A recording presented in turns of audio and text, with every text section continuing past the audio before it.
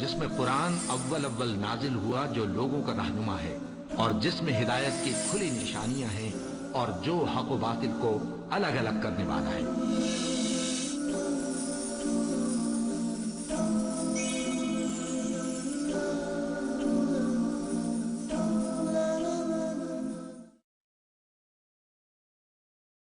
الحمدللہ کفا وسلام علی عبادہ الذین اصطفیٰ، اما بعد۔ محترم ناظرین، پروگرام فضائل رمضان کی اس نشست میں آپ حضرات کا استقبال ہے۔ السلام علیکم ورحمۃ اللہ وبرکاتہ۔ آج کی نشست کا موضوع ہے آداب روزہ۔ اعوذ باللہ من الشیطان الرجیم، بسم اللہ الرحمن الرحیم۔ یا ایہا الذین آمنوا کتب علیکم الصیام کما کتب علی الذین من قبلکم لعلکم تتقون۔ رب اشرح لی صدری ویسر لی امری واحلل عقدۃ من لسانی یفقہوا قولی رب زدنی علما سبحانک لا علم لنا الا ما علمتنا انک انت العلیم الحکیم۔ تمام قسم کی تعریفات اللہ وحدہ لا شریک، خالق کائنات، مالک ارض و سما اور مدبر انس و جاں کے لیے ہیں۔ اس کے بعد بے شمار درود و سلام نازل ہو جناب محمد الرسول اللہ صلی اللہ علیہ وسلم پر کہ اللہ رب العالمین نے انہیں رحمت للعالمین بنا کر بھیجا۔ اللہم صلی علی محمد وعلی آل محمد کما صلیت علی ابراہیم وعلی آل ابراہیم انک حمید مجید۔ اللہم بارک علی محمد وعلی آل محمد کما بارکت علی ابراہیم وعلی آل ابراہیم انک حمید مجید۔ ناظرین کرام، میں نے آپ لوگوں کے سامنے سورہ بقرہ سورہ نمبر 2 آیت نمبر 183 پڑھی ہے۔ اس مناسبت سے آداب روزہ پر کچھ باتیں آپ کے سامنے رکھنی ہیں۔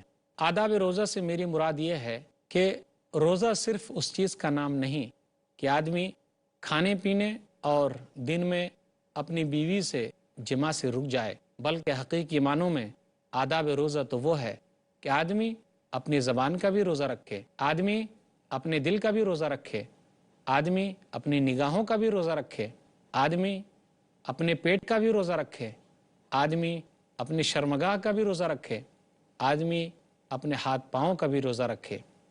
یہ چند باتیں آپ کے سامنے رکھنی ہیں۔ یاد رکھیے، کھانے پینے سے اللہ تعالیٰ نے دن میں جو روکا ہے کہ واقعی ہمارے لیے کافی لذت کی چیز ہے، لیکن ہم اور آپ اللہ کے حکم سے رک جاتے ہیں۔ اسی طرح اللہ تعالیٰ نے دن میں بیوی سے ہم بستری کرنے سے جو روکا ہے، انسانی جان کے لیے اس میں تو شدید لذت ہے، لیکن آدمی اللہ کے حکم سے چھوڑ دیتا ہے۔ اگر روزے نے ہمارے اندر کچھ بھی تقویٰ پیدا نہیں کیا تو فائدہ کیا ہے؟ ہونا تو یہ چاہیے تھا کہ آدمی اس حالت میں اس طریقے سے ہو جائے کہ وہ احسان کے درجے کو پہنچ جائے کہ گویا کہ وہ اللہ کی عبادت کرتا ہے اس طریقے سے کہ وہ اللہ کو دیکھ رہا ہے۔ اگر وہ اللہ کو نہیں دیکھتا تو اللہ اس کو دیکھ رہا ہے۔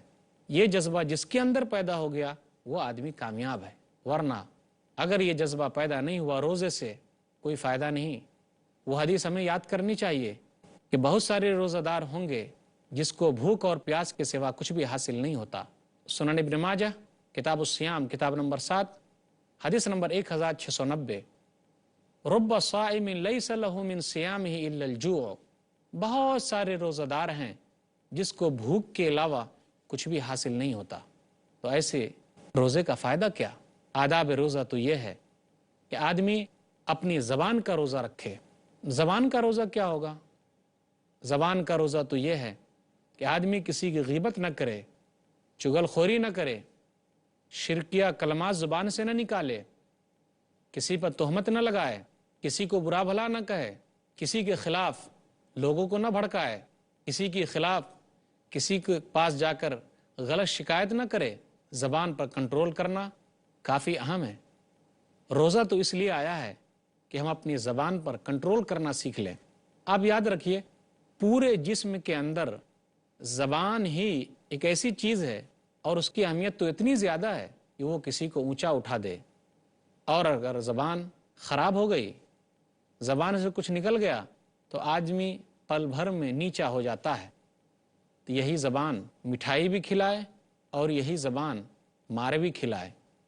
زبان پورے جسم کے اندر وہ ٹکڑا ہے، اگر آپ اس کو کہیں کہ بہترین ٹکڑا ہے تو کوئی حرج کی بات نہیں، بہترین حصہ ہے، کوئی حرج کی بات نہیں۔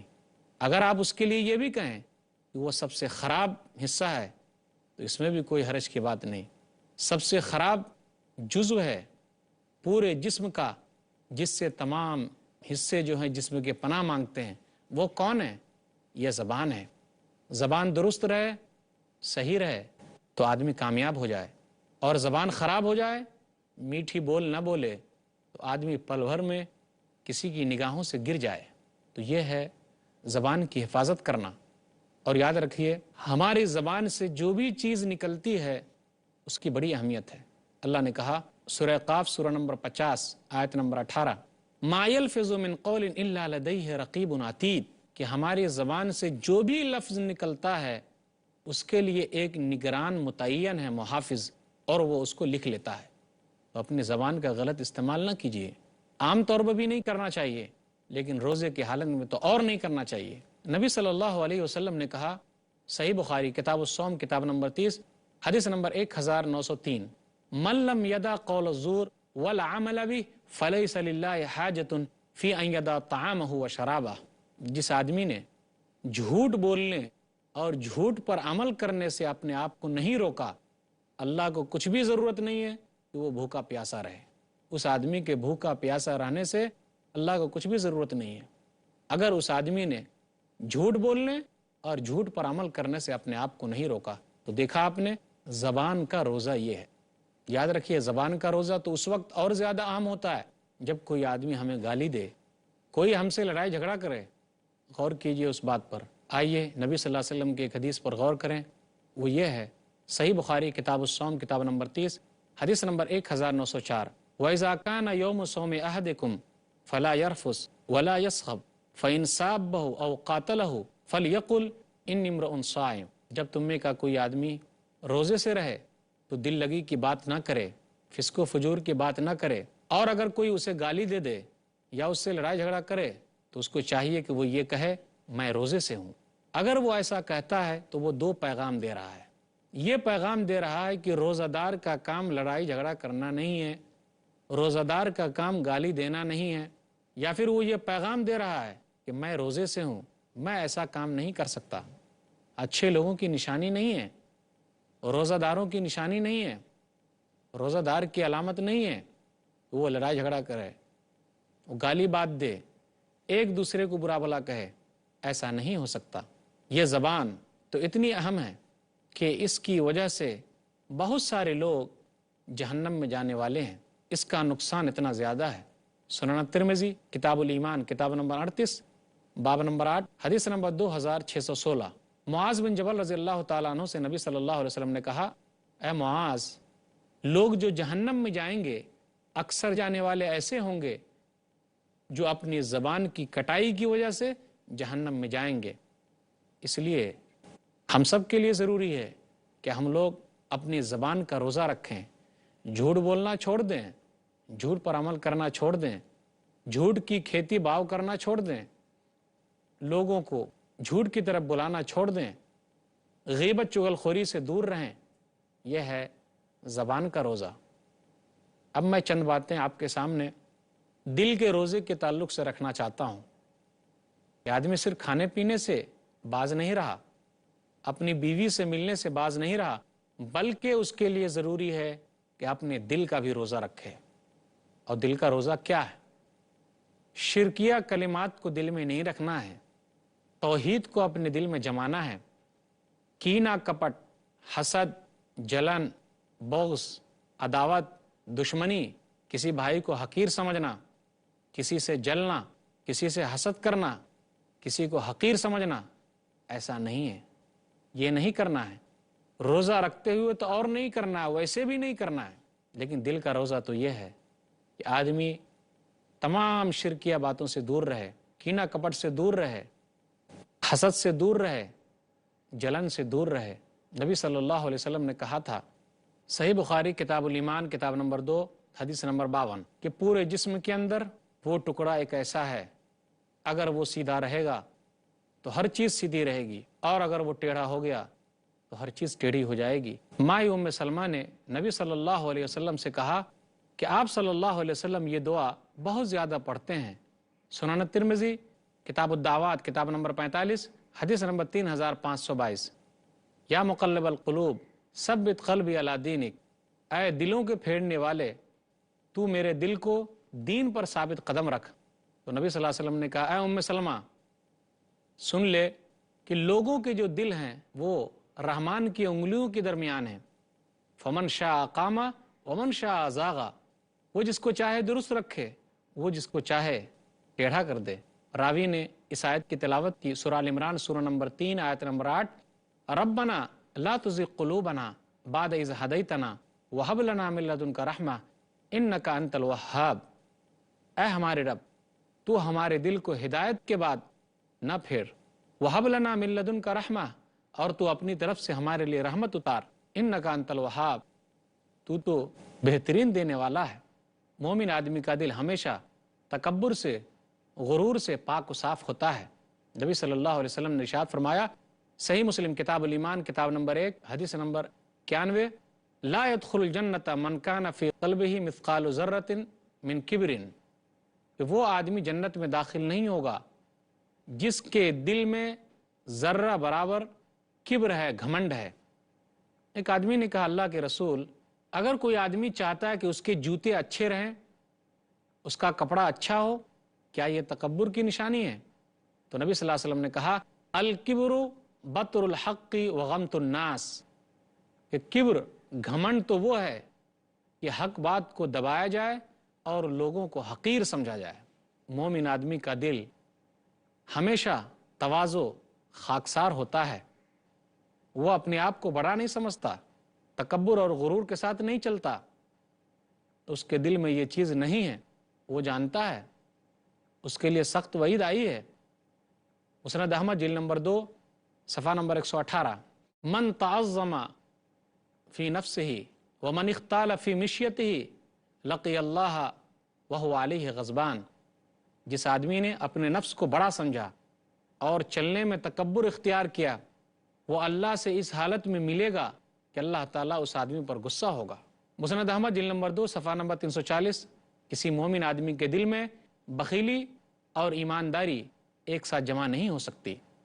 تو مومن آدمی اس طریقے سے اپنے دل کا روزہ رکھتا ہے کہ تکبر نہیں کرتا، غرور نہیں کرتا، گھمنڈ نہیں کرتا، بلکہ ان تمام چیزوں کو اپنے دل سے نکال دیتا ہے. وہ کینہ کپٹ کو اپنے دل میں نہیں رکھتا، بلکہ تمام چیزوں کو باہر پھینک دیتا ہے. روزہ دار آدمی اپنے دل کی صفائی کرتا ہے، اپنے دل کو صاف رکھتا ہے، کیونکہ وہ اچھی طریقے سے جانتا ہے کہ اس دل کا مالک اللہ ہے. نہ جانے کب اللہ تعالیٰ اس دل کو کس طرح پھیر دے اور اللہ تعالیٰ اس دل کو کس طرح موڑ دے، کوئی نہیں جانتا. یہی وجہ ہے کہ نبی صلی اللہ علیہ وسلم ہمیشہ دعا کرتے تھے کہ اے اللہ، اس دل کو تو دین پر ثابت قدم رکھ. روزہ دار اچھی طریقے سے جانتا ہے کہ یہ رمضان کا مہینہ ہے. دعا کر کے اپنے دل کی اصلاح کی فکر کرتا ہے. دعا کر کے وہ یہ سوچتا ہے اور وہ یہ کہتا ہے کہ اللہ اس کے دل کی اصلاح کر دے، اس کے دل کو بھلائی کی طرف لگا دے، اس کے دل سے کینہ کپٹ، حسد اور جلن کو نکال دے. واقعی پکا روزے دار وہ ہے جس نے پہلے اپنے زبان پر لگام لگائی اور اس کے بعد وہ اپنے دل پر لگام لگاتا ہے. محترم ناظرین، عنوان آداب روزہ، اس پر گفتگو ہوتی رہے گی. انشاءاللہ پھر ملیں گے چھوٹے سے وقفے کے بعد.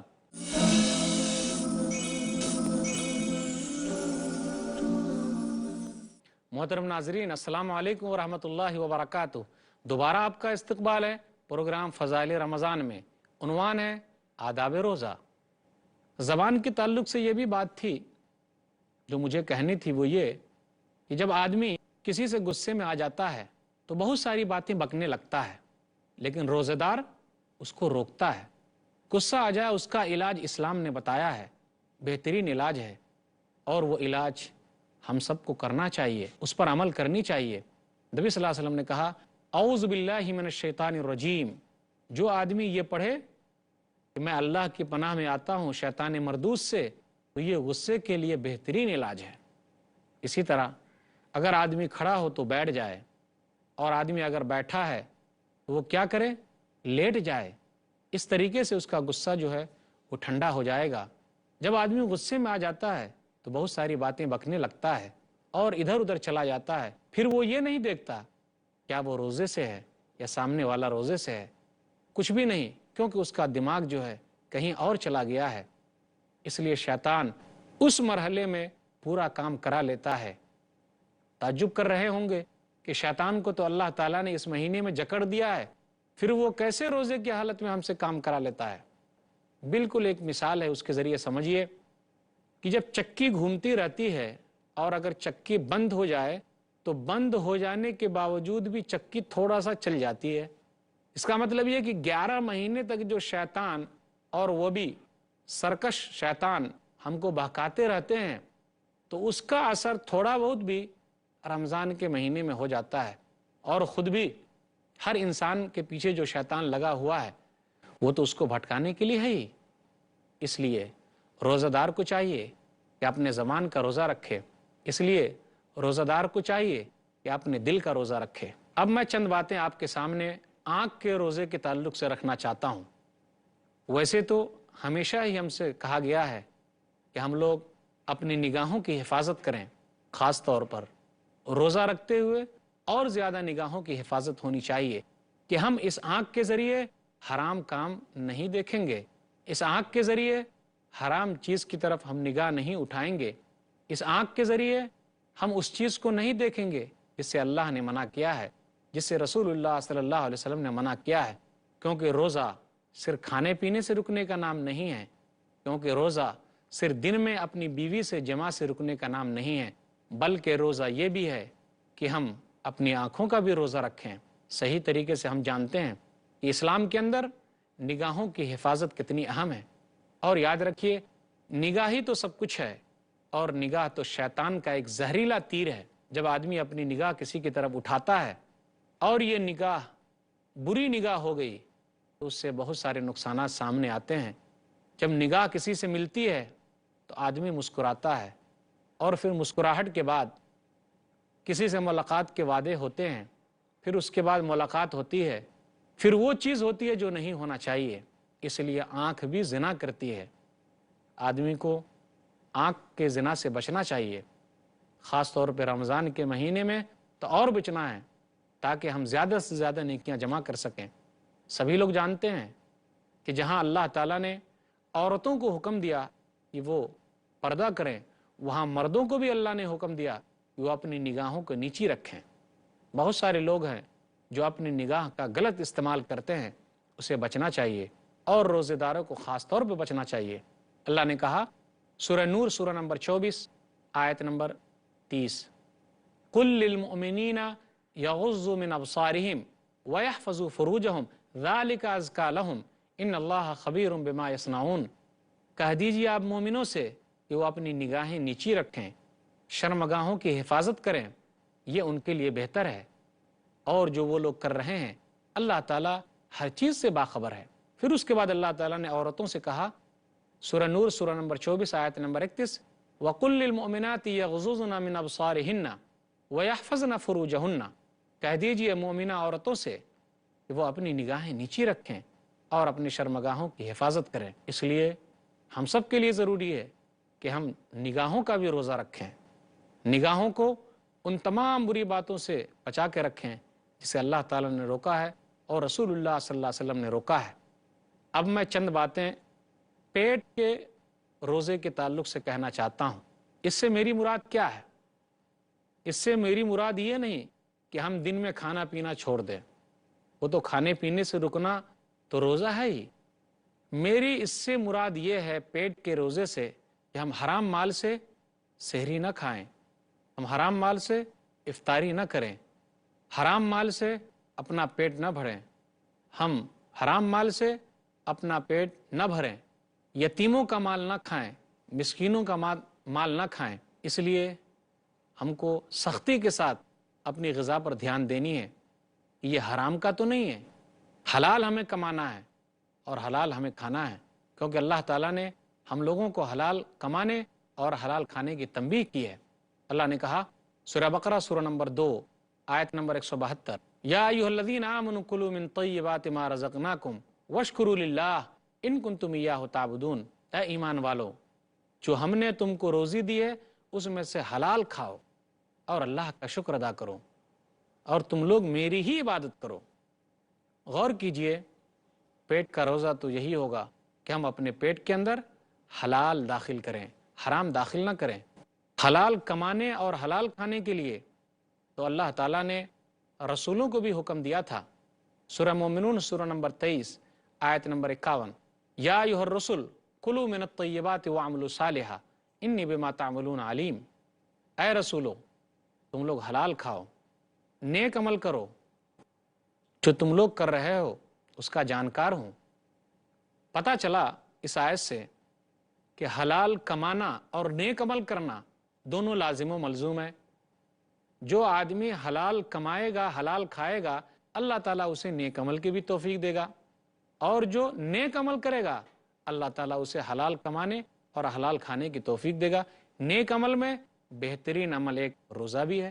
ضروری ہے ہمارے لیے کہ ہم اور آپ ہمیشہ اپنی غذا پر دھیان رکھیں، حلال کمائیں، حلال کھائیں، اپنے بچوں کو حلال کھلائیں۔ دیکھتے نہیں ہم اور آپ بہت سارے لوگ شکایت کرتے ہیں کہ ان کے بچے خراب ہو گئے، کیوں؟ کیا کبھی انہوں نے غور کیا ہے؟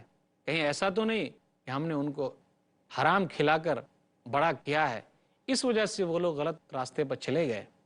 تو جو لوگ حرام کھاتے ہیں اور حرامی میں ان کی پرورش ہوتی ہے، اللہ تعالیٰ ایسے لوگوں کی دعا کو قبول نہ کرتا ہے اور نہ آئندہ کرے گا۔ یہ چند باتیں تھیں پیٹ کے روزے کے تعلق سے۔ اب میں چند باتیں کان کے روزے کے تعلق سے کہنا چاہتا ہوں۔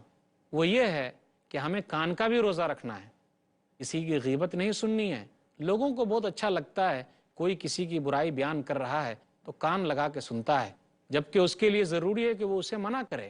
کسی کی برائی کوئی بیان کر رہا ہے اسے روکے، نہ کہ اس کا مذاق اڑائے۔ کان کا روزہ یہ ہے۔ کان کا روزہ یہ ہے، کہیں کوئی چیز ہم غلط سن رہے ہیں تو ہمارے لیے ضروری ہے کہ ہم اس چیزوں سے الگ ہو جائیں، کوئی غلط چیز نہ سنیں، کیونکہ قیامت کے دن تمام چیزوں سے سوال کیا جانے والا ہے۔ سورہ اسراء سورہ نمبر 17 آیت نمبر 36، ان السمع والبصر والفؤاد کل اولئک کان عنہ مسئولا۔ کان، نگاہ، دل، یہ تمام کے تمام سے پوچھا جانے والا ہے۔ اللہ تعالیٰ قیامت کے دن ان تمام سے پوچھنے والا ہے۔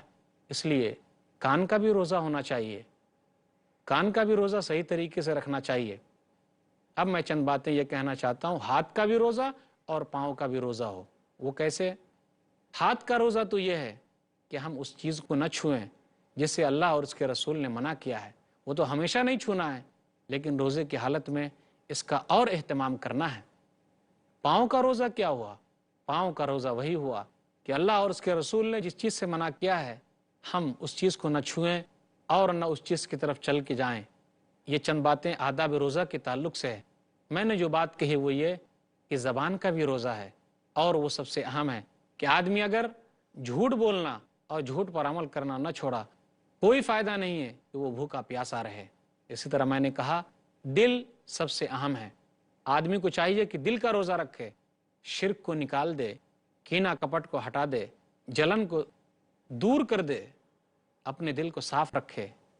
ظلم و زیادتی جو دل کے اندر ہے، کسی کے خلاف بغض، اس کو ہٹا دے۔ اسی طرح میں نے کہا کہ کان کا بھی روزہ ہے، میں نے کہا نگاہ کا بھی روزہ ہے، میں نے کہا پیٹ کا بھی روزہ ہے، میں نے کہا ہاتھ اور پاؤں کا بھی روزہ ہے۔ اگر ہم اور آپ روزے کے یہ تمام چیزوں کو لیتے ہیں اور تمام چیزوں کا روزہ رکھتے ہیں تو یقین مانیے ہم پورے ثواب کے مستحق ہیں۔ اللہ تعالیٰ سے دعا ہے کہ اللہ تعالیٰ ہم لوگوں کو اچھے طریقے سے روزہ رکھنے کی توفیق دے، آمین۔ وآخر دعوانا الحمدللہ رب العالمین، وصلی اللہ علی نبینا محمد وآلہ وصحبہ اجمعین، والسلام علیکم ورحمۃ اللہ وبرکاتہ۔